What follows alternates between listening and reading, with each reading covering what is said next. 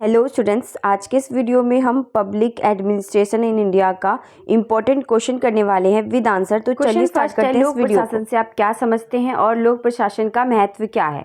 मानव एक सामाजिक प्राणी है, वह सदैव समाज में रहता है। प्रत्येक समाज को बनाए रखने के लिए कोई ना कोई राजनीतिक व्यवस्था अवश्य होती है। इसलिए यह माना जा सकता है कि उसके लिए समाज तथा राजनीतिक व्यवस्था प्राचीन काल से अनिवार्य रहे हैं। अरस्तु कहते हैं कि यदि कोई मनुष्य ऐसा है जो समाज में ना रह सकता हो या जिसे समाज की आवश्यकता ही नहीं है क्योंकि वह अपने आप में ही पूर्ण है, तो वह अवश्य ही एक जंगली जानवर या देवता होगा। प्रत्येक समाज में व्यवस्था बनाए रखने के लिए कोई ना कोई संस्था होती है, चाहे उसे राज्य कहे अथवा राष्ट्र। राज्य सरकार और प्रशासन के माध्यम से कार्य करता है।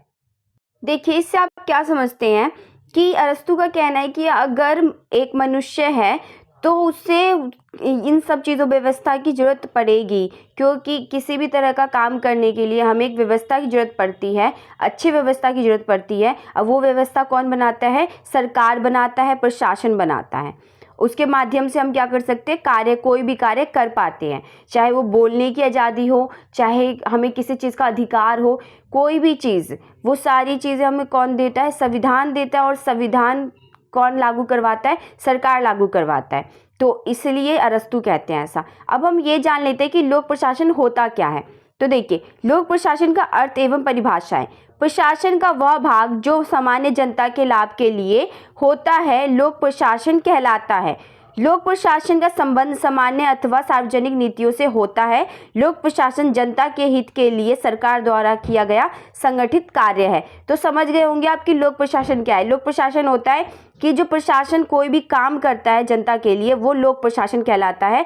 उनके भलाई के लिए जो काम संगठित करता है, नीतियाँ बनाता है, वो सारे ही लोक प्रशासन में आते हैं। देखिए, लोक का अर्थ संसार होता है और प्रशासन का अर्थ प्रबंधन या सेवा करना होता है। जो संसार को चलाने के लिए नीतियों की व्यवस्था करे तथा उस पर शासन करे, उसी व्यवस्था को लोक प्रशासन कहते हैं। वुड्रो विल्सन लोक प्रशासन के जनक माने जाते हैं। वुड्रो विल्सन के अनुसार लोक प्रशासन विधि अथवा कानून को विस्तृत एवं क्रमबद्ध रूप से कार्यान्वित करने का काम, कानून को क्रियान्वित करने की प्रत्येक क्रिया प्रशासकीय क्रिया है। मतलब यह है कि कानून को चलाने के लिए किया गया कोई भी कार्य प्रशासकीय क्रिया कहलाती है। भारत में लोक प्रशासन के विषय की शुरुआत 1937 में की गई थी। मतलब कि लोक प्रशासन है उसको सब्जेक्ट के रूप में पढ़ाया जाना शुरू किया गया था। मद्रास यूनिवर्सिटी में राजनीति विज्ञान विभाग में लोक प्रशासन में डिप्लोमा कोर्स कराया जाना शुरू किया गया। 1954 में भारतीय लोक सेवा आयोग मतलब कि यूपीएससी की स्थापना की गई नई दिल्ली में। और उच्च अधिकारी जो होते हैं उन्हें प्रशिक्षण प्रदान करना और लोक प्रशासन में अनुसंधान विकास के कार्य करती थी यूपीएससी। अब देखिए, अनुसंधान का मतलब होता है खोज या आयोजन करना। तो यूपीएससी का काम होता क्या है कि उच्च जो अधिकारी है उनको प्रशिक्षण देता है और क्या करता है, वो एग्जाम भी करवाता है बच्चों के, और लोक प्रशासन में अनुसंधान विकास के लिए भी कार्य करता है। भारतीय सेवाओं का प्रमुख प्रशिक्षण केंद्र उत्तराखंड के मसूरी में है और जिसे 2 अक्टूबर 1972 में लाल बहादुर शास्त्री राष्ट्रीय प्रशासन एकेडमी के नाम से भी जाना जाता है।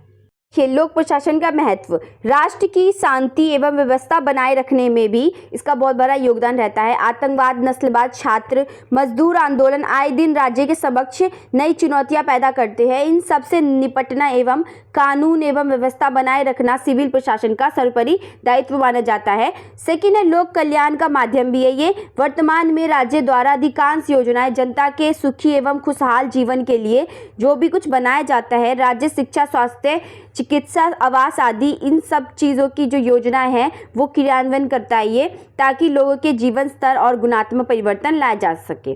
तो ये सारी चीज़ें जो आप योजनाएं देखते हो, ये सारी योजनाएं कौन लाता है? लोक प्रशासन लाता है।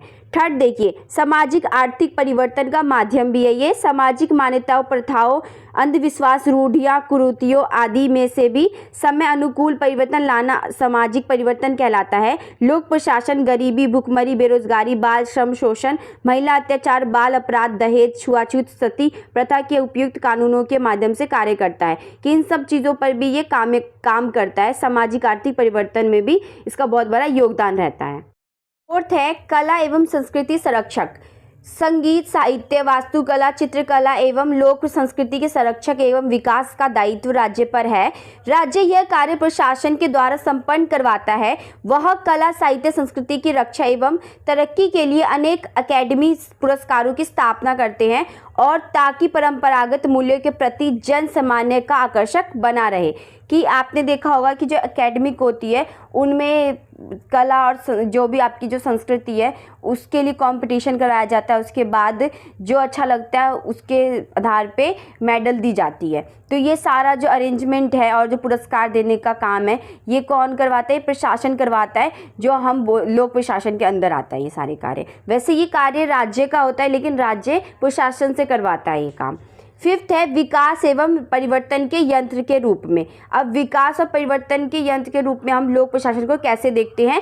आज लोक प्रशासन अनेक केवल नियम बनाने तक ही सीमित नहीं है बल्कि वह विकास के कार्यों में भी अत्यधिक रुचि लेने लगा है। कि मतलब पहले क्या होता था, जो लोक प्रशासन होता था वो नियम बनाने तक ही सीमित रह जाता था, लेकिन अभी के टाइम पे वो सिर्फ नियम बनाने तक सीमित नहीं रहता है, वो विकास के कार्य भी अत्यधिक रुचि से करता है। वह समाज में सामाजिक आर्थिक परिवर्तन के लिए नियोजित रूप से सामूहिक प्रयास करता है ताकि समय के साथ आर्थिक और सामाजिक रूप से समाज में बदलाव लाया जा सके। इसलिए इसको यंत्र भी कहते हैं हम, कि विकास का यंत्र है लोक प्रशासन।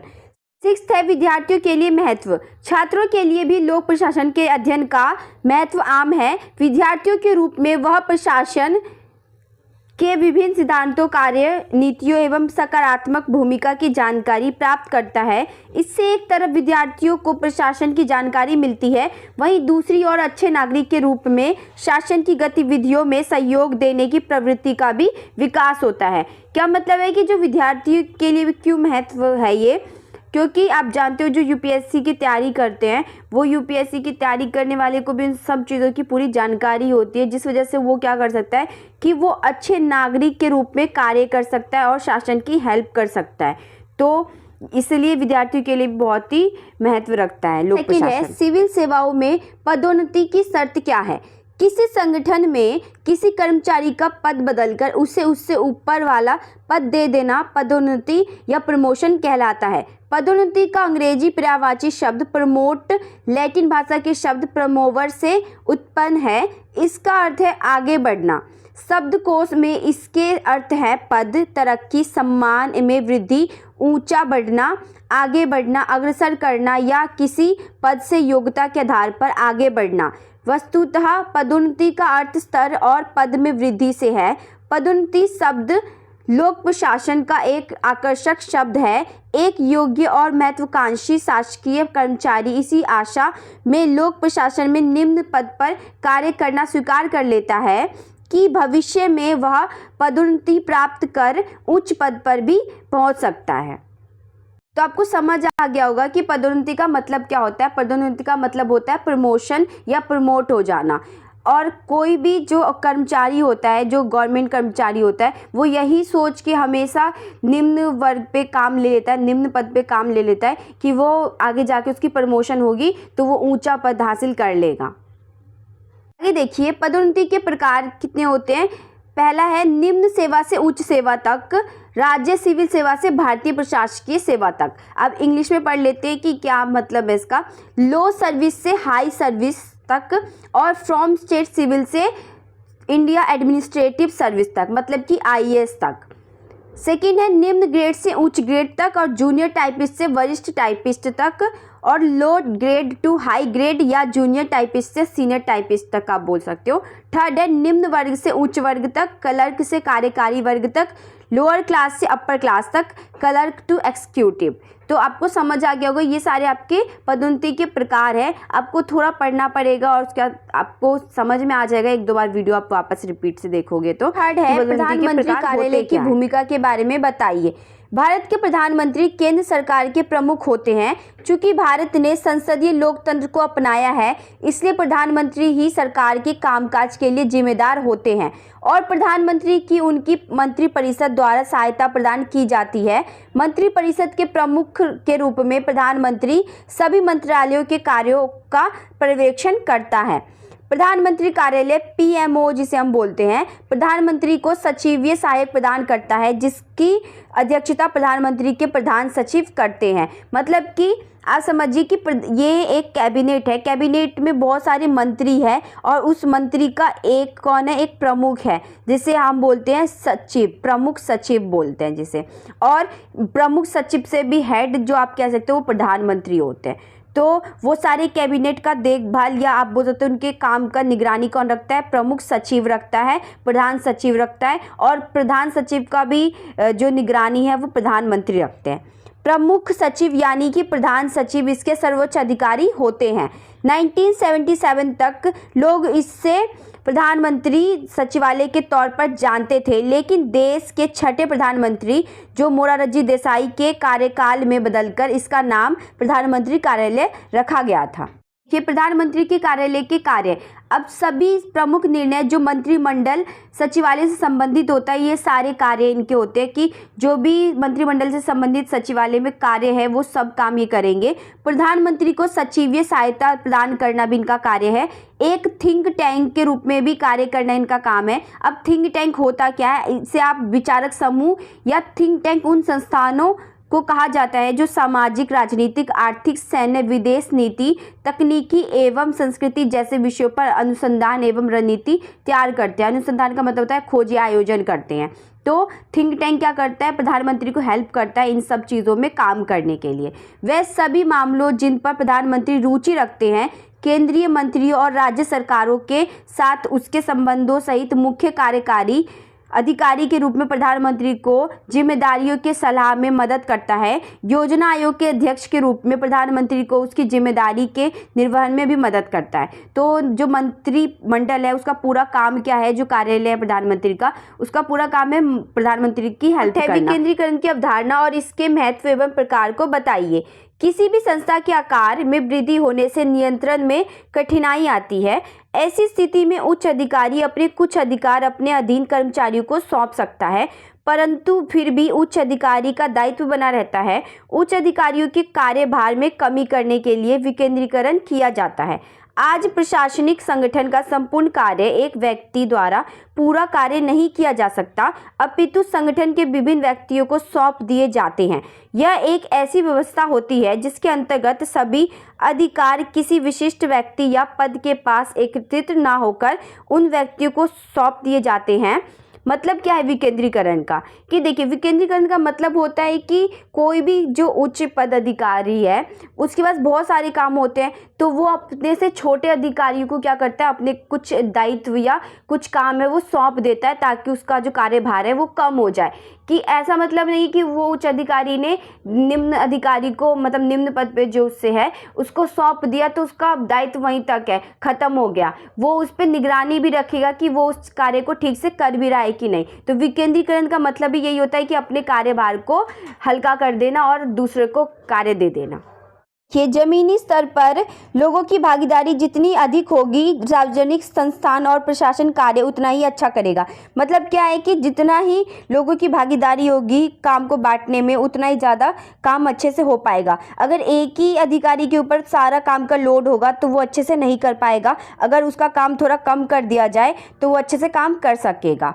विकेंद्रीकरण के प्रकार क्या होते हैं? फर्स्ट है राजनीतिक विकेंद्रीकरण। अब राजनीतिक विकेंद्रीकरण क्या होता है? राजनीतिक विकेंद्रीकरण तब होता है जब निर्णय लेने की शक्तियों को उच्च स्तर के राजनीतिक प्राधिकरण या सरकार में निचले स्तर पर स्थानांतरित कर दिया जाता है। मतलब कि एक ऐसी व्यवस्था है जिसमें निर्णय लेने की शक्ति को उच्च स्तर से सरकार के निचले स्तर पर स्थानांतरित कर दिया जाता है। इसमें लोगों की भागीदारी अधिक होती है। मतलब कि जो राजनीतिक विकेंद्रीकरण है उसका मतलब है कि उच्च पद पे जो अधिकारी है उसका जो काम है वो नीचे वर्ग के अधिकारी को दे दिया जाएगा, तो उसको ही हम राजनीतिक विकेंद्रीकरण कहते हैं। सेकेंड है प्रशासनिक विकेंद्रीकरण। किसी राजनीतिक रूप से स्वतंत्र इकाई की कुछ शक्तियों को संगठन के भीतर क्षेत्रीय इकाइयों को बनाना। मतलब कि एक संगठन है उसी में सब को कार्य बांट देना। मान लीजिए कोई एक प्रोजेक्ट है, उस प्रोजेक्ट पे 10 लोगों को लगा देना। अगर एक ही प्रोजेक्ट पे एक ही अकेला आदमी लगा रहेगा, एक ही अधिकारी लगा रहेगा, तो वो काम वो अच्छे से नहीं कर पाएगा।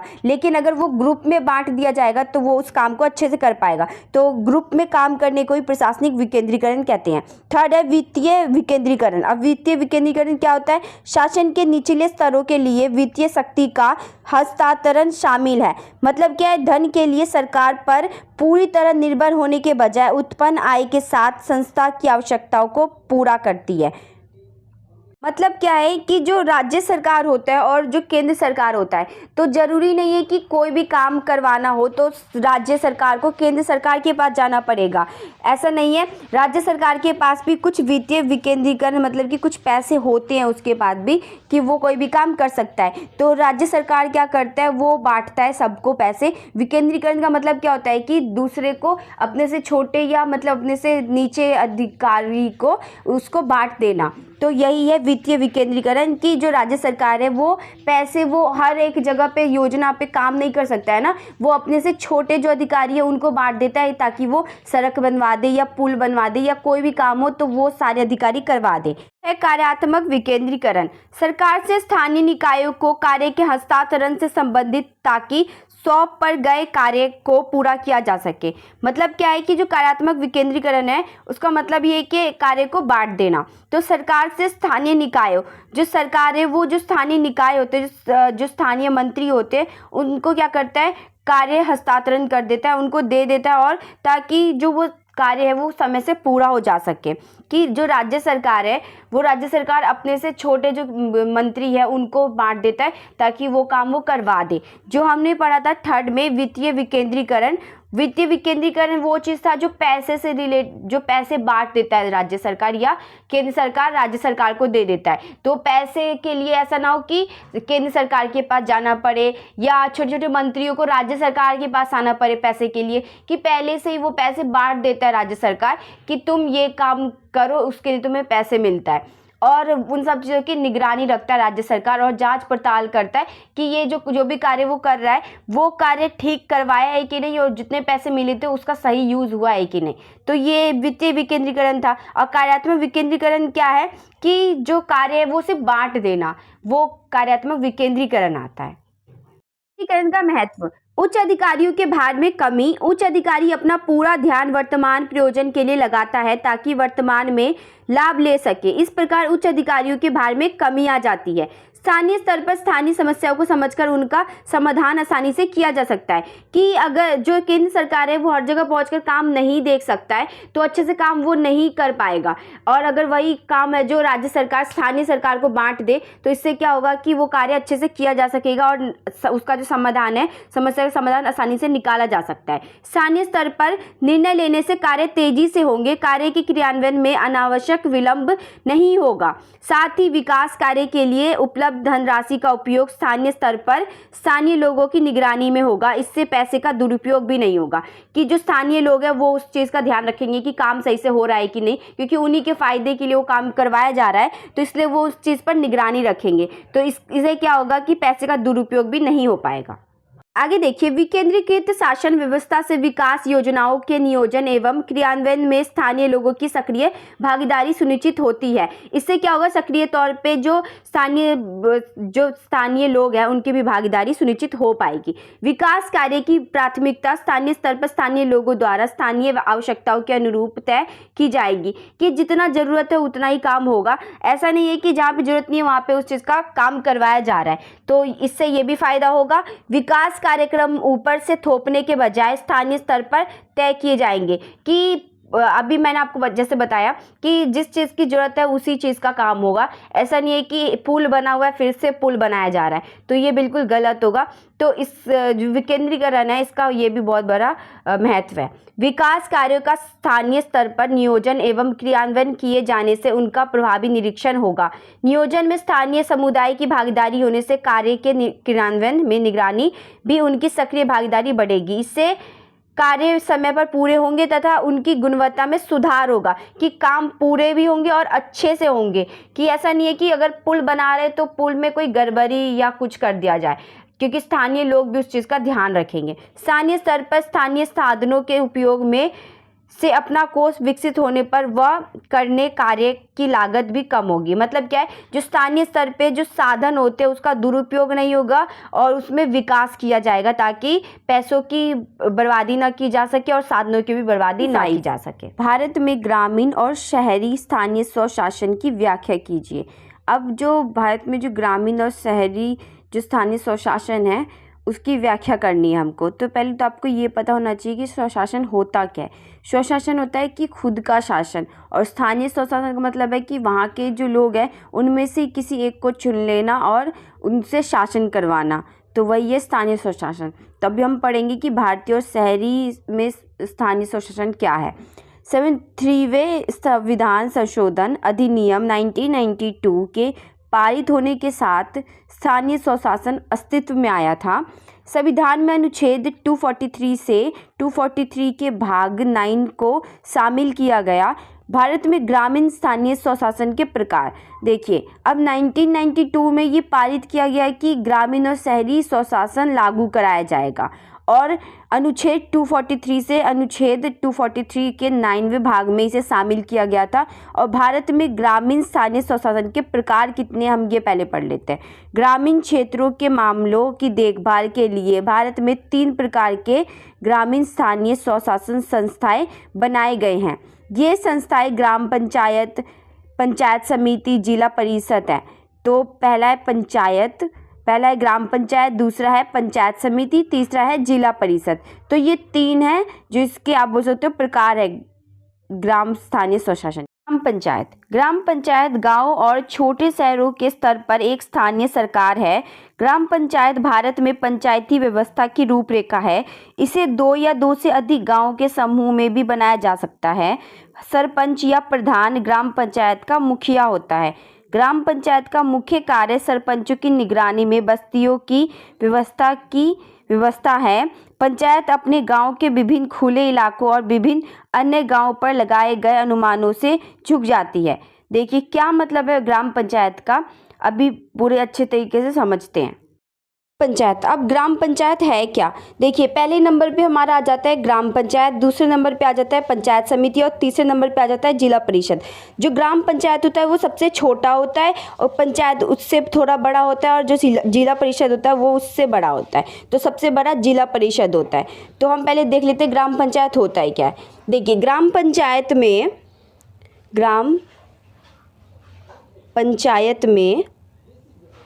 पंचायत बनाने के लिए 1 या 2 गांव लगते हैं। 1 या 2 गांव क्यों? क्योंकि मान लीजिए कि एक गांव में 1000 लोग पूरे नहीं हैं, 1000 से कम लोग हैं, तब जाके दूसरा गांव इंक्लूड किया जाता है उसमें। तो ग्राम पंचायत के लिए कम से कम एक गांव में 1000 लोग होने चाहिए, तभी जाके वो ग्राम पंचायत के अंदर आते हैं। और 1000 लोगों पे शासन कितने लोग करते हैं? 9 लोग करते हैं। ग्राम पंचायत में 9 सदस्य होते हैं प्लस 1 मुखिया होता है जिसे हम सरपंच कहते हैं। सरपंच के साथ मिलकर कौन काम करता है? VDO काम करता है। VDO कौन है? ये VDO है village development officer. Village development officer को हिंदी में बोलते हैं ग्राम विकास अधिकारी। तो ये क्या करता है कि VDO प्लस जो मुखिया है वो मिलकर काम करते हैं, और VDO हेल्प करता है सरपंच का काम करने में। और 9 जो होते हैं सदस्य वो मिलकर क्या करते हैं, जो मुखिया होता है ना वो इन 9 लोगों को चलाता है, उनको मतलब कि राय देता है, तुम ये करो, काम बांटता है। तो इन दोनों का जो चुनाव होता है, सदस्यों का जो चुनाव होता है ग्राम पंचायत में, वो कैसे होता है? वो लोगों द्वारा होता है प्रत्यक्ष तौर पे। प्रत्यक्ष मतलब कि डायरेक्टली जो वोट गिराते हैं, वैसे प्रत्यक्ष तौर पे जाकर लोग वोट देते हैं ग्राम पंचायत में मुखिया को, या आप बोल सकते हो कि जो सदस्य होते हैं। अब ग्राम पंचायत के कार्य क्या होते हैं, तो हम ये देख लेते हैं कि ग्राम पंचायत जो होता है हमारा, उसके कार्य होते क्या है। ग्राम पंचायत के कार्य होते बस्तियों का निर्माण कर, बस्तियाँ जो होती है उनकी व्यवस्था करवाना, ये उसका कार्य हो जाता है। और ग्राम पंचायत जो गांव है उसकी स्वच्छता का भी ध्यान रखता है ग्राम पंचायत। और क्या उसका काम होता है, इसका काम और होता है प्रकाश। प्रकाश का मतलब क्या है, मतलब कि जो लाइटिंग होती है, लाइट की व्यवस्था करवाना भी इसका काम है। सड़कों का निर्माण करवाना भी इनका काम होता है और कुओं की सफाई करवाना भी इनका काम होता है। तो ये सारी चीज़ें क्या होती हैं, इनकी कार्य होती है जो इनको करनी होती है। और बहुत सारी चीज़ें भी होती हैं जो इनको करना होता है, जैसे बाजार तथा मेलों और चारगाहों की व्यवस्था करवाना भी इनका काम होता है। तो आई होप आपको समझ आ गया होगा कि ग्राम पंचायत होता क्या।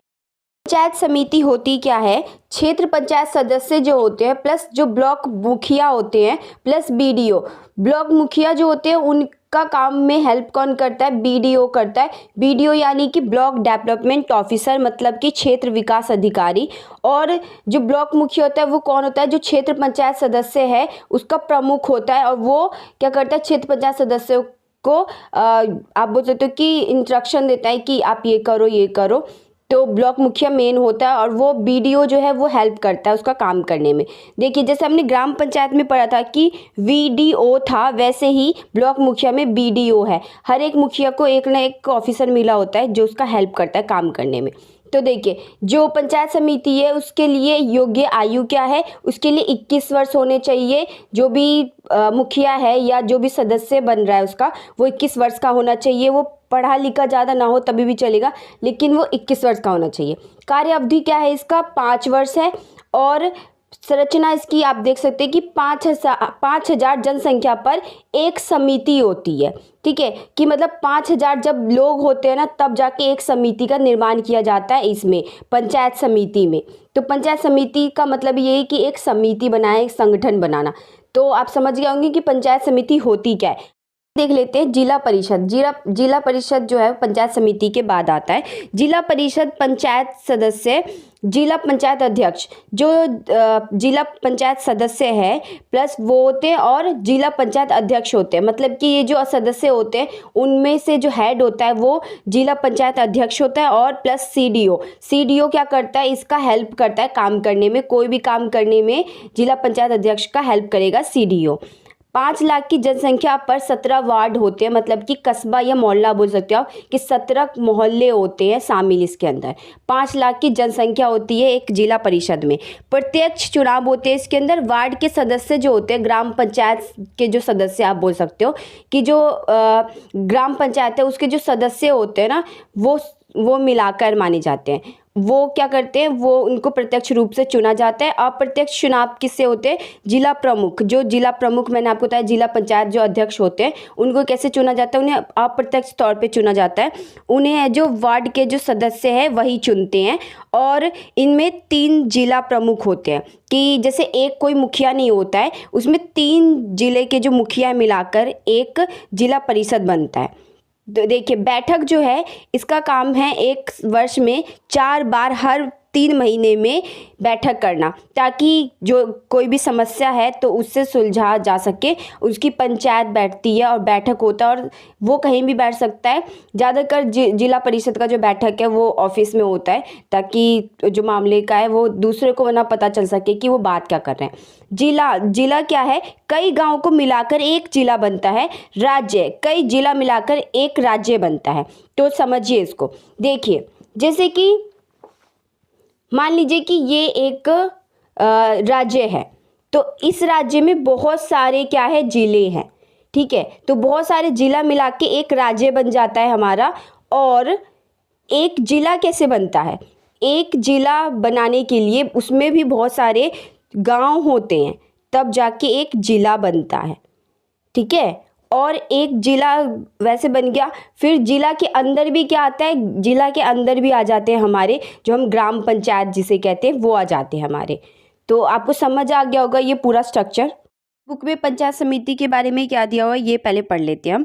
तो पंचायत समिति ने पूर्व अंचलिक परिषद का स्थान लिया है और नई व्यवस्था के तहत यह दूसरी श्रेणी है।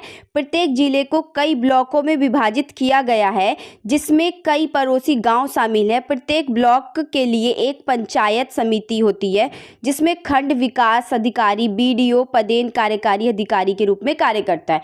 तो पंचायत समिति मैंने आपको जो बताया था आपको ऐसे याद करना है उसको। जिला परिषद, जिला परिषद एक जिले में ग्रामीण क्षेत्रों के प्रशासन की देखभाल करता है और जिला परिषद का कार्यालय जिला मुख्यालय में स्थित है। जिला परिषद के पदेन सचिव जिला स्तर पर मौजूद सामान्य प्रशासन विभाग के उप प्रमुख कार्यकारी अधिकारी होते हैं। इस शासी निकाय का मुख्य कार्य ग्रामीण लोगों को आवश्यक सुविधाएं प्रदान करना और गांव में विकास कार्यक्रमों की शुरुआत करना होता है। तो इसका स्ट्रक्चर दोबारा से समझा देती हूँ। देखिए, सबसे ऊपर होता है हमारा ग्राम पंचायत, उसके बाद होता है पंचायत समिति, उसके बाद होता है जिला परिषद। सबसे बड़ा हमारा जिला परिषद होता है, उसके बाद पंचायत समिति और फिर ग्राम पंचायत होता है। सबसे छोटा हमारा ग्राम पंचायत होता है। ठीक है, तो देखिए, मान लीजिए एक गांव है, एक गांव के अंदर 1000 लोग रहते हैं, तो बहुत सारे ग्राम पंचायत को मिलाकर ये एक ग्राम पंचायत बन जाएगा अगर इसके अंदर 1000 लोग रहते हैं तो। ठीक है, ये एक गांव है, उस गांव में 1000 लोग रहते हैं तो वो ग्राम पंचायत बन जाएगा। अब बहुत सारे ग्राम पंचायत, बहुत सारे गांव मिलाकर क्या बन जाता है हमारा, पंचायत समिति बन जाता है ये। ठीक है, और बहुत सारे पंचायत समिति मिलाकर क्या बन जाते हैं, जिला बन जाता है वो।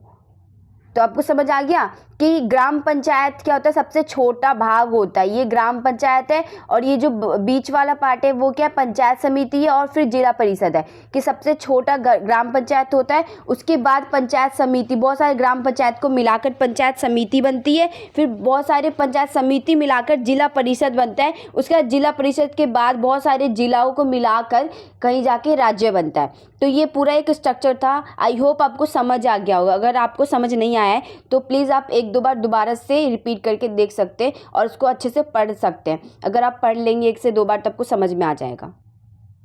आगे देखिए, 73वें संविधान संशोधन आर्टिकल 243A में ग्रामीण पंचायत किन किन शक्तियों का प्रयोग कर सकते हैं, इसके बारे में कहा गया है। आर्टिकल 243B में त्रिस्तरीय, मतलब कि जो हमने पढ़ा अभी, पंचायत समिति और जिला परिषद और ग्राम पंचायत ये पढ़ा, ये त्रिस्तरीय पंचायती कहलाते हैं। तो पंचायती जो राज व्यवस्था है की संरचना की बात कही गई है इसमें आर्टिकल 243B में, मतलब कि ग्राम पंचायत, पंचायत समिति, जिला परिषद, इन सब की संरचना होगी।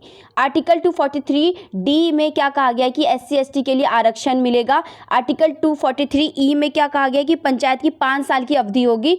आर्टिकल 243G में स्थानीय संस्थाओं को अधिकार और कार्य सत्ता उत्तरदायित्व देगा कि उनको उनकी शक्ति मिल जाएगी कि वो क्या काम कर सकते हैं। आर्टिकल 243HNI में इन पंचायतों को कर लगाने की शक्ति एवं राज्य वित्तीय स्थिति की समीक्षा के लिए आयोग गठित कर सकता है कि जो पंचायत है वो क्या कर सकता है, वो कर लगा सकता है किसी भी चीज़ को लेकर, अगर वो लगाना चाहता है तो, मतलब कि टैक्स लगा सकता है। लेकिन अगर उसमें कोई गड़बड़ी है, यानी कि अगर राज्य सरकार को लगता है कि पैसे में कोई गड़बड़ी या कर का इस्तेमाल सही ढंग से नहीं किया जा रहा है, तो सरकार क्या कर सकता है, राज्य सरकार उसकी जांच पड़ताल कर सकता है, आयोग बिठा सकता है उसके लिए। आर्टिकल 243J में क्या कहा गया है कि पंचायत खातों का ऑडिट का मतलब होता है परीक्षण करना, कि जो पंचायत जो पंच होते हैं या बोल सकते हो जो भी अधिकारी होते हैं इसके अंदर पंचायत में, उन सब का ऑडिट, खातों का ऑडिट करा जाएगा। मतलब ये परीक्षण किया जाएगा कि कहीं घोटाला तो नहीं हो रहा, कि उनके खातों में ज़्यादा पैसे तो नहीं जमा हो रहे, ये सारी चीज़ें। आर्टिकल 243K में निष्पक्ष चुनाव के लिए राज्य स्तरीय चुनाव आयोग का गठन करेगा ताकि कोई जोर जबरदस्ती से चुनाव ना करवा सके।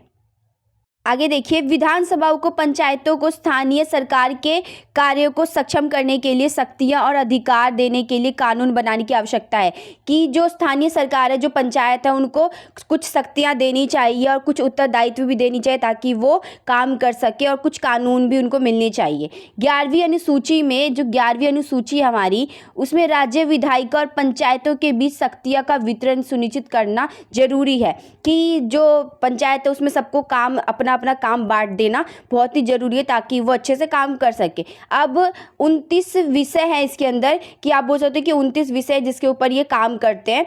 कृषि, पशुपालन, डेयरी और मुर्गी पालन, गरीबी दूर करने के लिए कार्यक्रम करना, मछली पालन, ईंधन और चारा, परिवार कल्याण योजना बनवाना, ये सारी चीज़ें। प्राथमिक और माध्यमिक विद्यालय सहित अस्पताल और प्राथमिक स्वास्थ्य केंद्रों, सामाजिक वानिकी क्या होती है, पेड़ पौधों और आदि की जानकारी देने वाले जो विज्ञान होते हैं उनकी जो पढ़ाई करवाना या उनकी जानकारी देना, ये सारी चीज़। दिव्यांग और मानसिक रूप से मंद लोगों की सहायता करना, SC/ST के लिए आरक्षण देना, जो दिव्यांग है का उनको मतलब मानसिक तौर पे जो कमज़ोर है उनके लिए सहायता प्रदान करना।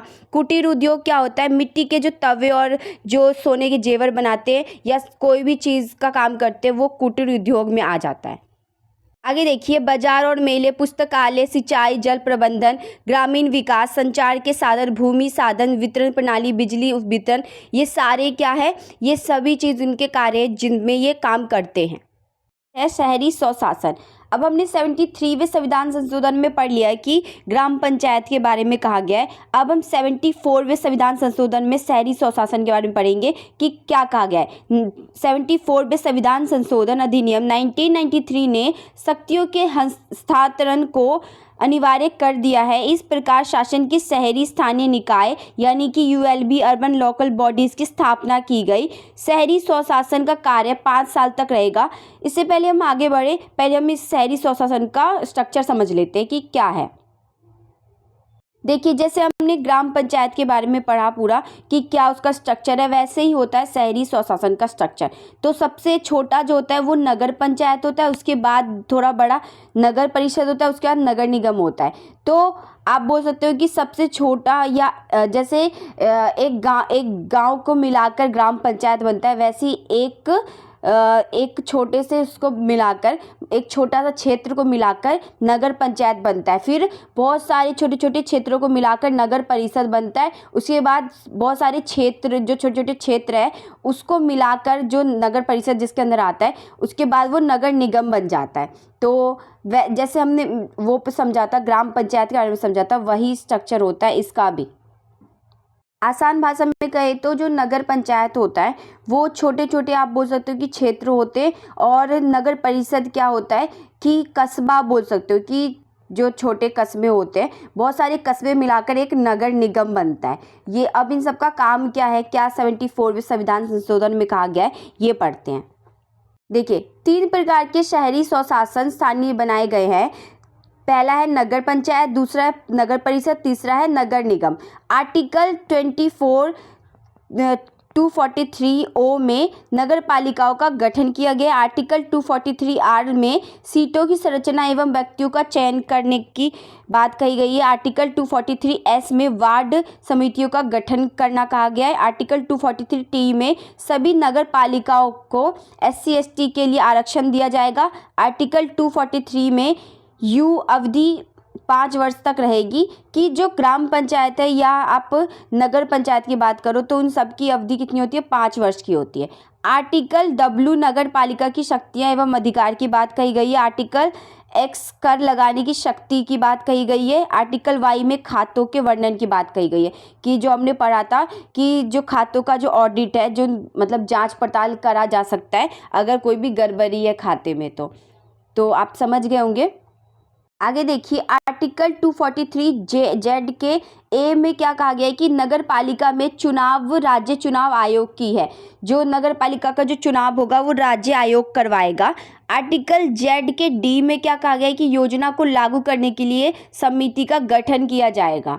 नगर पंचायत का एक ग्रामीण क्षेत्र से नगरीय क्षेत्र का परिवर्तन है कि जो नगर पंचायत है वो एक, मान लीजिए कि वो पहले एक गांव था, अब वो धीरे धीरे डेवलप हो गया तो शहर में आ गया, छोटा एक गांव बोल सकते हो आप। तो नगर पंचायत किसमें आ जाता है, एक ग्रामीण क्षेत्र में आ जाता है, जो कि गांव से धीरे धीरे बदलकर डेवलप होकर एक नगर में बन गया है।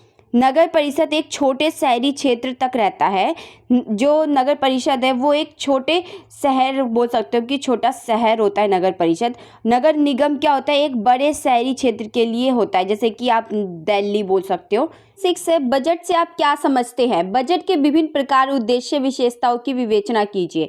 बजट एक ऐसा शब्द है जो कि आम जिंदगी में बहुत ही महत्वपूर्ण भूमिका निभाता है। कोई भी समझदार व्यक्ति अपने हर छोटे बड़े काम या कोई भी खर्च या निवेश का बजट बनाकर ही करता है। ठीक उसी तरह सरकार भी अपने मुख्य कार्य आय व्यय का लेखा जोखा बजट ही से करता है। मतलब क्या, आय और व्यय का मतलब है कि जो भी चीज़ खर्च हो रहा है, कितना उनका टोटल है जो अमाउंट है और उसमें से कितना है जो खर्च हो रहा है। तो उन सब चीज़ों का लेखा जोखा मतलब पूरा लिस्ट तैयार होता है कि कितना आय था उनके पास और कितना खर्च हुआ है उसके अंदर से। तथा हर वर्ष सरकार जनता के सामने अपना बजट प्रस्तुत करता है। बजट भविष्य के लिए की गई वह योजना है जो पूरे साल की राजस्व व अन्य आय तथा खर्चों का अनुमान लगाकर बनाई जाती है, जिसमें वित्तीय मंत्री के द्वारा सरकार के समक्ष अपनी व्यय का अनुमान लगाकर आने वाले वर्ष के लिए कई योजनाएं बनाकर जनता के सामने हर वित्तीय वर्ष के दौरान प्रस्तुत करती है। एक आदर्श बजट वह होता है जिसमें किसी का स्वार्थ न हो। सरकार द्वारा उस बजट में लोग, व्यापार, सरकार, देश, बहुराष्ट्रीय संगठन के लिए, एक व्यक्ति, परिवार समूह के लिए अच्छी से अच्छी योजनाएं बनाई गई और खर्च व निवेश किए गए हों। मतलब कि बजट वो चीज़ होता है जो मतलब आप आने वाले समय पे जो भी खर्च करने वाले उसका जो भी लेखा जोखा आप रखते हो उसे ही बजट कहते हैं। आगे देखिए, बजट का शाब्दिक अर्थ होता है चमड़े के निर्मित थैला। जेट शब्द की उत्पत्ति फ्रांसीसी शब्द बुजुट से बना है। बजट शब्द का सर्वप्रथम 1733 में इंग्लैंड के वित्त मंत्री ने अपने वित्तीय प्रस्तावों को प्रस्तुत करते समय इसका प्रयोग किया था। कि सबसे पहले इंग्लैंड में इस चीज़ का यूज़ किया गया था बजट को। के विभिन्न प्रकार, अब बजट के विभिन्न प्रकार क्या है? पहला है प्रदर्शन बजट। प्रदर्शन बजट क्या होता है? बजट में सिर्फ आय खर्च का विवरण ना हो बल्कि उसमें उसकी लागत के साथ प्रभावशीलता का भी वर्णन हो। मतलब कि प्रदर्शन करना कि खर्च तो हो रहा है, ठीक है, कि कितना पैसे उसमें लगाया गया और कितना उसमें से खर्च हो गया वो तो हो रहा है, लेकिन उसका फ़ायदा क्या होगा, उसका प्रभाव क्या पड़ेगा, ये भी बताया जाता है प्रदर्शन बजट में। सेकंड है शून्य आधार बजट। शून्य आधार बजट क्या होता है? बजट सिस्टम में किए जाने वाले प्रत्येक वस्तु की उपयोगिता पर बल देता है और किसी भी क्रिया के लिए कोई न्यूनतम व्यय स्वीकार नहीं करता, अर्थात इसमें बजट के बिना किसी आधार के नए अनुक्रम से निर्मित किया जाता है। देखिए क्या मतलब है शून्य आधार बजट का, कि मान लीजिए आप है जो एग्जाम्पल से समझते हैं कि मान लीजिए आपका वेतन है, आप कहीं काम करते हो, वहाँ पे आपका वेतन है 20,000 रुपये, ठीक है। तो महीने के आपको 20,000 एक निश्चित डेट होगा जिस डेट पे आपको वो वेतन मिल जाता होगा, लेकिन दोबारा से वो 20 तारीख जाने के बाद क्या होता है, आपका जो वेतन होता है वो शून्य हो जाता है, मतलब कि जीरो हो जाता है। दोबारा से 20 तारीख आता है, फिर आपको 20,000 रुपये मिलता है। तो इसी चीज़ को शून्य आधार बजट कहते हैं। मतलब कि कोई भी कार्यक्रम चालू किया गया है, उसके लिए मान लीजिए 10 लाख या 20 लाख रुपए लगाया गया है और वो 20 लाख में से कुछ बच भी गया है, तभी भी उसको नेक्स्ट में क्या होगा कि उस पैसे को जोड़ा नहीं जाएगा, उसको दोबारा से 20 लाख रुपए दिए जाएंगे उस कार्यक्रम के लिए। कि किसी भी चीज़ का दोबारा से शुरुआत करना ही शून्य आधार बजट है। दोबारा से उस चीज़ के लिए पैसे लगाना ही शून्य आधार बजट कहलाता है। कार्यक्रम बजट। कार्यक्रम बजट क्या होता है? बजट के प्रत्येक कार्यक्रम और गतिविधियों का वर्णन किया जाता है। लक्ष्य आधारित बजट क्या होता है? किसी लक्ष्य को बनाकर बजट की मांग करना। अब कार्यक्रम बजट आप समझ गए कि कोई भी कार्यक्रम होता है, कोई भी गतिविधि होता है, उसके लिए एक बजट तैयार करना कार्यक्रम बजट कहलाता है। लक्ष्य आधारित बजट मतलब कि किसी भी तरह का अगर हम काम करना चाहते हैं कि हम मानते हैं कि 2025 तक ये काम हो जाएगा, तो उसके लिए भी अलग से बजट तैयार किया जाता है। आउटकम बजट क्या होता है? यह एक प्रगति कार्ड का कार्य करती है जिसमें सरकार की हर नीति का विश्लेषण किया जाता है। क्या मतलब है कि इसमें एक प्रगति जो आउटकम बजट है कि क्या उसका आउटकम निकला, क्या उसका फ़ायदा निकला, उस बजट को बनाने से उसका क्या फ़ायदा निकलेगा, ये इसमें ये भी चीज़ इंक्लूड किया जाता है। यह एक प्रगति कार्ड का कार्य करती है, लोगों के फ़ायदे के लिए होती है, जिसमें सरकार की हर नीति के बारे में बताया जाता है। सरकारी खातों के वर्गीकरण। अब सरकारी खातों के वर्गीकरण किस तरह से होती है? फर्स्ट है संचित निधि। संचित निधि क्या है? सरकार को मिलने वाले सभी करों से प्राप्त धन संचित निधि कहलाता है। कि जो भी सरकार को धन मिलता है कर से, टैक्स से, वो सारे संचित निधि कहलाते हैं। आकस्मिक निधि क्या होता है? आर्टिकल 276 के अनुसार सरकार एक निधि को स्थापित कर सकती है। सरकार कुछ पैसों को कलेक्ट कर सकती है और उसको इकट्ठा कर सकती है ताकि आकस्मिक स्थिति में क्या हो सके, वो ज़रूरतों को पूरा कर सके। मान लीजिए कोई आपदा आ गया तो उस टाइम पे ये जो निधि है, ये जो पैसा है वो काम आएगा आपदा के समय। सार्वजनिक खाता क्या होता है? खातों में जमा धन सरकार का नहीं होता है, फिर भी सरकार उस धन का उपयोग अपनी ज़रूरतों को पूरा करने के लिए कर सकती है। तो जो सार्वजनिक खाता होता है उसके अंदर सरकार का अपना पर्सनल जो वो चीज़ है, मतलब जो भी वो करना चाहते हैं उसमें से लेकर पैसे कर सकते हैं। उद्देश्य, अब देख लेते हैं कि बजट के उद्देश्य क्या है। फर्स्ट है हिसाब देता का उद्देश्य।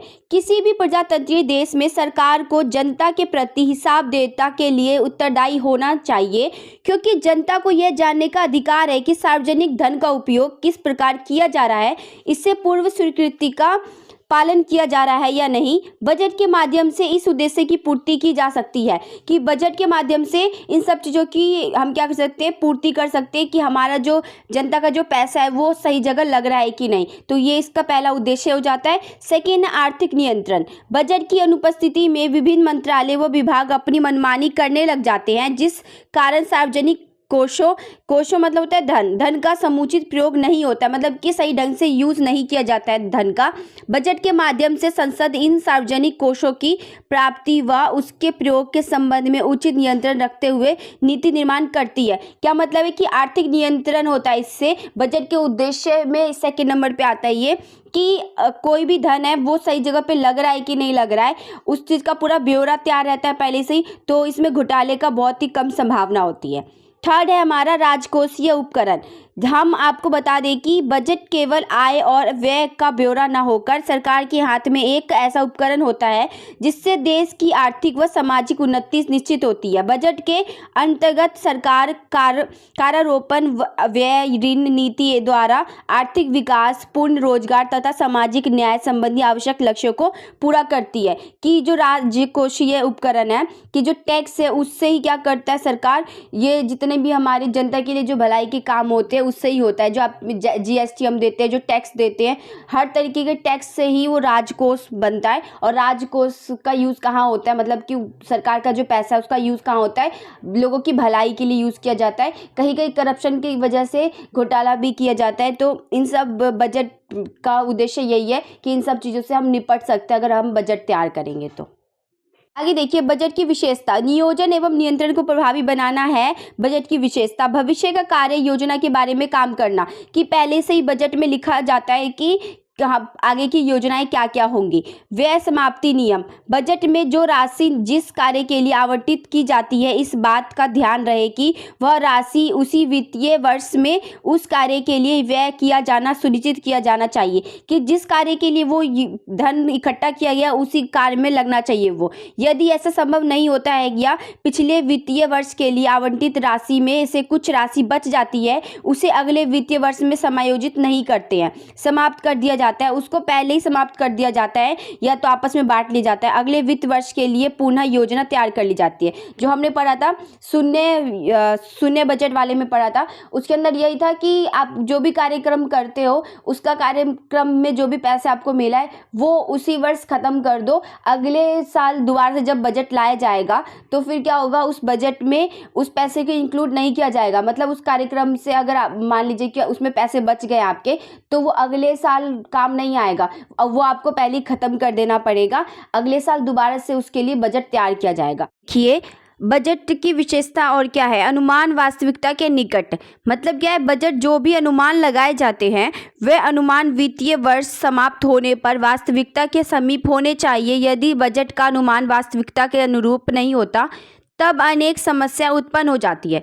क्या मतलब है कि मान लीजिए कोई भी एक योजना तैयार की गई है और कहा गया है कि आने वाले समय में ये योजना हो जाएगा, लेकिन वो योजना पूरा नहीं हुआ है और वो जो काम उन्होंने वादा किया था वो वादा पूरा नहीं हुआ है, तो ऐसे में बहुत सारी समस्या उत्पन्न हो जाती है। ये भी एक इसकी विशेषता है जिस वजह से ये लोगों की भलाई के लिए काम कर पाता है। बजट अवधि। बजट अवधि क्या है, बजट की एक निश्चित समय अवधि होनी चाहिए जैसा कि अब तक चला आ रहा है, क्योंकि इससे जन प्रतिनिधियों द्वारा सरकार के कार्यों का प्रतिवर्ष अवलोकन किया जा सकता है। कि एक बजट अवधि तैयार रहती है जिस वजह से पता चलता है कि जो भी पार्टी है उसने कितने साल मतलब कितना टाइम लगाया है उस योजना को करने में और वो अपना काम सही से कर रहा है कि नहीं कर रहा है, इससे ये भी पता चलता है। तो बजट अवधि भी इसकी मुख्य विशेषता में आती है। क्वेश्चन 7 में देखिए क्या है। E governance. सुशासन की अवधारणा को स्पष्ट करे तथा विभिन्न मॉडलों की व्याख्या तथा ई गवर्नेंस से संबंधित नीतियों की परीक्षण कीजिए। सुशासन पहले होता क्या है। सुशासन का मतलब है कि अच्छी व्यवस्था, जो अच्छी, या आप बोल सकते हो कि अच्छा शासन। सुशासन से तात्पर्य किसी सामाजिक राजनीति की इकाई जैसे नगर निगम, राज्य सरकार आदि को इस प्रकार चलाना कि वह वांछित परिणाम दे, मतलब कि अच्छा परिणाम दे। सुशासन के अंतर्गत बहुत सी चीज़ें आती हैं जिनमें अच्छा बजट, सही प्रबंधन, कानून का शासन, सदाचार, ये सारी चीज़ें आती है। अगर इसके विपरीत हम उल्टा देखें तो पारदर्शिता की कमी या संपूर्ण अभाव, जंगल राज, लोगों की कम भागीदारी, भ्रष्टाचार का बोलबाला आदि दुशासन के लक्षण है। मतलब कि अगर सुशासन के अपोजिट देखते हैं तो बहुत ही बुरा कंडीशन हो जाएगा अगर हम सुशासन को नहीं अपनाएंगे तो। ई गवर्नेंस को सरकारी सेवाएं प्रदान करने के लिए सूचना तथा संचार प्रौद्योगिकी का उपयोग करना इलेक्ट्रॉनिक शासन या इलेक्ट्रॉनिक गवर्नेंस कहलाता है, जिसे हम ई गवर्नेंस कहते हैं। ई गवर्नेंस का पूरा फुल फॉर्म इलेक्ट्रॉनिक गवर्नेंस है। इस शब्द का मतलब इलेक्ट्रॉनिक के लिए किया गया। इलेक्ट्रॉनिक उन चीज़ों को कहा जाता है जो कि बिजली की मदद से चलती है। इलेक्ट्रॉनिक उन चीज़ों को कहा जाता है जो कि बिजली की मदद से चलती है।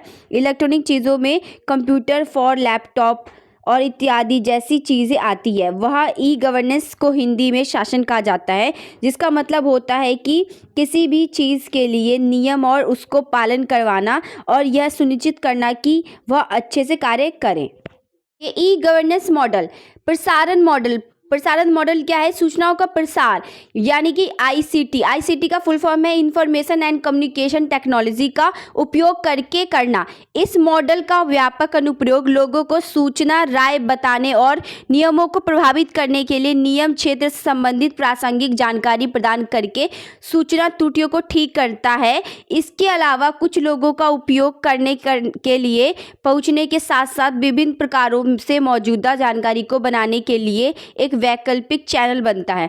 मतलब क्या है कि प्रसारण मॉडल होता है किसी भी चीज़ का जो प्रसारण करते हैं। ई गवर्नेंस का मतलब क्या है? किसी भी चीज़ को ऑनलाइन प्रोवाइड करवाना। तो आप देखते हो जो न्यूज़ चैनल देखते हो, ये जो सारी चीज़ें उसे ही बोलते हैं प्रसारण मॉडल, कि आप तक कोई भी त्रुटि या कोई भी प्रॉब्लम होता है या कोई भी जानकारी आप तक पहुंचानी होती है तो वो चैनलों द्वारा पहुंचाया जाता है। क्रांतिक मॉडल क्या होता है? आईसीटी का उपयोग करके दूरियों को कम करना, वैश्विक नागरिक समाज को वैश्विक निर्णय लेने की प्रक्रिया ऊपर प्रभाव डालने में मदद करती है। मतलब कि क्रांतिक मॉडल का क्या काम है? वो आईसीटी के जरिए क्या करता है? दूरियों को कम करता है, ताकि आप दूर दूर तक, आप चाहे शहर में रहते हो और आप शहर से गांव की खबर या दूसरे देश की खबर जान सकते हो, तो वो होता है क्रांतिक मॉडल। थर्ड है तुलनात्मक विश्लेषण मॉडल। यह मॉडल विकासशील देशों के लिए अत्यधिक महत्वपूर्ण मॉडल है और इसका उपयोग लोगों को सशक्त बनाने के लिए किया जा सकता है। अनिवार्य रूप से मॉडल लगातार शासन के क्षेत्रों में सर्वप्रथम प्रथाओं को आत्मसात करता है और फिर उन्हें अन्य शासन प्रथाओं के मूल्यांकन के लिए बेंचमार्क के रूप में उपयोग करता है। इसके बाद यह परिणाम का उपयोग सकारात्मक परिवर्तनों की वकालत करने या इन शासन प्रथाओं पर जनता की राय को प्रभावित करने के लिए करता है। देखिए मतलब क्या है तुलनात्मक विश्लेषण मॉडल का, कि आप बोल सकते हो कि ये क्या करता है? लोगों को सशक्त बनाने में मदद करता है और अपने किसी भी टॉपिक के लेकर वो अपनी राय दे सकते हैं कि उनकी राय क्या है। तो जो डिबेट्स होते हैं ना, वो इसके अंदर आ जाता है, इसलिए इसे तुलनात्मक विश्लेषण मॉडल कहते हैं। फोर्थ है समर्थनकारी मॉडल। अब समर्थनकारी मॉडल क्या है? यह एक वैश्विक समाज का निर्माण करता है और नीति निर्माण को प्रभावित करता है, कि ये एक वैश्विक तौर पे कोई भी काम जो समाज में होता है उसको दिखलाता है कि वहाँ के लोग क्या कर रहे हैं और हमारे देश में क्या हो रहा है। तो ये सारी चीज़ों को दिखलाता है, इसे ही बोलते हैं समर्थनकारी मॉडल। अन्योन्य सेवा मॉडल सरकार और जनता के बीच प्रत्यक्ष सहभागिता और पारदर्शिता लाती है। सरकार के जो भी काम होते हैं तथा सरकार ने जो भी काम किए होते हैं वह जनता तक पहुंचाती है। कि जो अन्योन्य सेवा मॉडल है वो क्या करती है? सरकार का हर एक काम जनता को दिखाती है और जनता तक पहुंचाती है। ई गवर्नेंस से संबंधित नीतियाँ हम पढ़ लेते हैं। राष्ट्रीय ई गवर्नेंस योजना क्या है? राष्ट्रीय ई गवर्नेंस योजना 2006 में शुरू की गई थी। इसका लक्ष्य क्या था?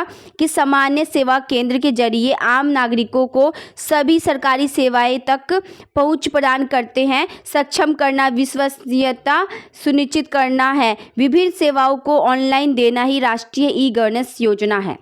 डिजिटल इंडिया क्या है? सूचना योगी के समाज के जरिए जन सेवाओं की पूरी सूची प्रणाली को बदलकर भारत सरकार ने 2015 में डिजिटल इंडिया कार्यक्रम प्रारंभ किया था। इस कार्यक्रम ने ई गवर्नेंस की परिभाषा को ऊंचे तल पर ला दिया था। जहां तकनीकी रूप से अलग अलग नीति अपनाई गई, वहीं पर योजना आधारित दृष्टिकोण के स्थान पर प्लेटफॉर्म आधारित दृष्टिकोण अपनाने से सार्वजनिक डिजिटल प्लेटफॉर्म आधारित माहौल का विकास हुआ। नागरिकों को अनेक सामान्य सेवाओं संयुक्त रूप से मिलने लगी। मतलब क्या डिजिटल इंडिया का कि मोदी जी ने इसे चलाया था और जो भी सरकारी दफ्तरों में काम होता है कागजी तौर पे, उसे पोर्टल पे मतलब कि ऑनलाइन करवाया जाने लगा था, ताकि लोगों का टाइम बर्बाद ना हो और लोग खुद ही कर सके और जल्दी भी काम हो सकेगा इससे। तो डिजिटल इंडिया यही चीज़ है कि कोई भी चीज़ को ऑनलाइन करवाना ही डिजिटल इंडिया का लक्ष्य था। थर्ड देखिए, राष्ट्रीय छात्रवृत्ति पोर्टल। अब राष्ट्रीय छात्रवृत्ति पोर्टल क्या है? यह एक ऑनलाइन पोर्टल है जरिए अनेक छात्रवृत्ति योजनाओं की सुविधा उपलब्ध कराता है। मतलब कि स्कॉलरशिप जो बच्चों को मिलती है वो प्रोवाइड करवाता है। विद्यार्थियों और आवेदन भेजने स्कूल प्रशासनों द्वारा सतह की जांच अधिकारियों द्वारा स्वीकार करना शामिल है कि कोई भी अगर गड़बड़ी हुई है छात्रों से रिलेटेड तो उसका वो क्या कर सकते हैं, जानकारी प्रोवाइड करवाते हैं उसके ऊपर, और अधिकारी जाँच करते हैं उसके लिए, और जो छात्र है उसके लिए स्कॉलरशिप भी दी जाती है इस पोर्टल पर।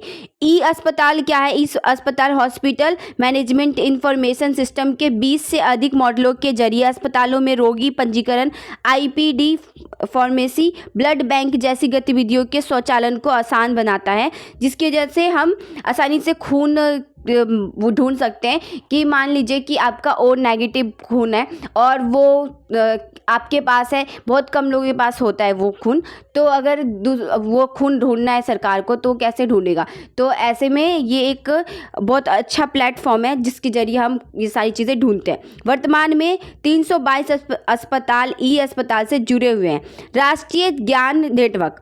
सरकार ने ई गवर्नेंस के क्षेत्र में नेशनल नॉलेज नेटवर्क के रूप में एक महत्वपूर्ण पहल की है। राष्ट्रीय ज्ञान नेटवर्क एक आधुनिक इंडिया नेटवर्क है और यह बिना सीमाओं के ज्ञान समाज बनाने की दिशा में एक क्रांतिकारी कदम। इसका उद्देश्य ज्ञान साझा करने, सहयोगी अनुसंधान की सुविधा करने, उच्च गति डाटा संचार नेटवर्क के साथ उच्च शिक्षा अनुसंधान के सभी स्थानों संस्थाओं को आपस में जोड़ना है। कि राष्ट्रीय ज्ञान नेटवर्क क्या है कि कोई भी जो शिक्षा जो नेटवर्क आप यूट्यूब पे करते हो या कोई भी चीज़ जो आप जानकारी लेते हो डाटा के जरिए, तो वो सारा क्या है, राष्ट्रीय ज्ञान नेटवर्क है।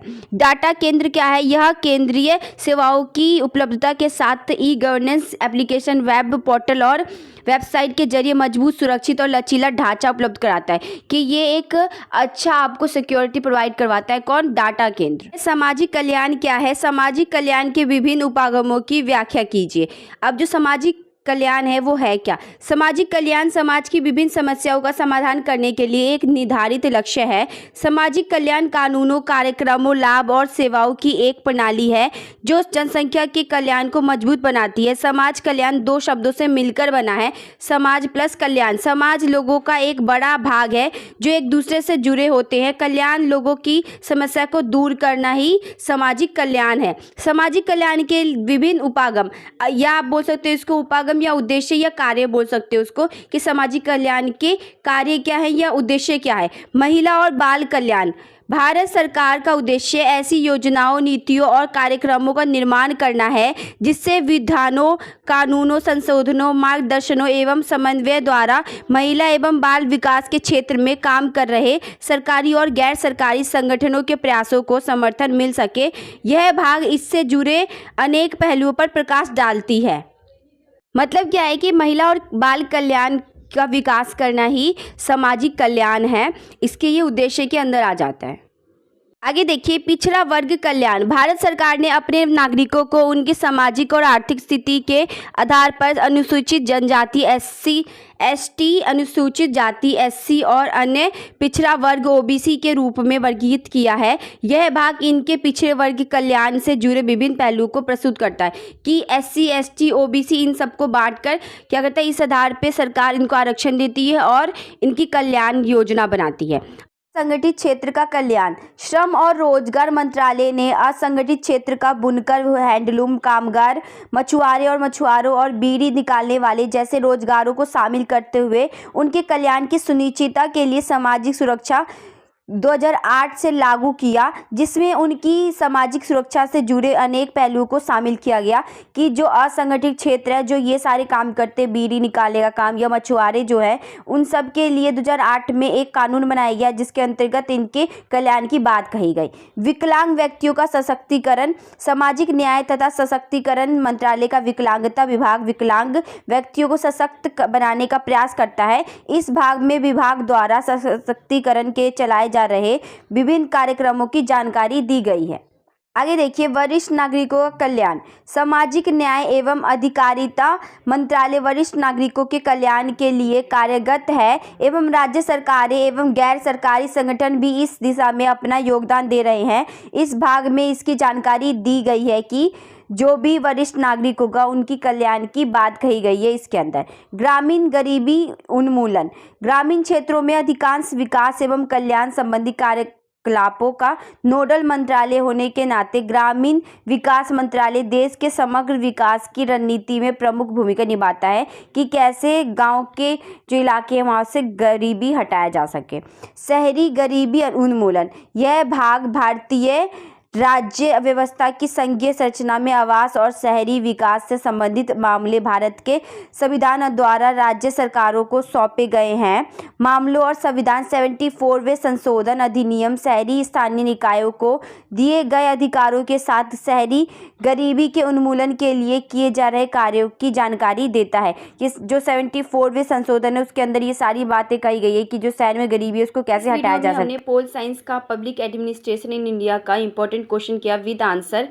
तो thanks for watching and case study point please like and subscribe.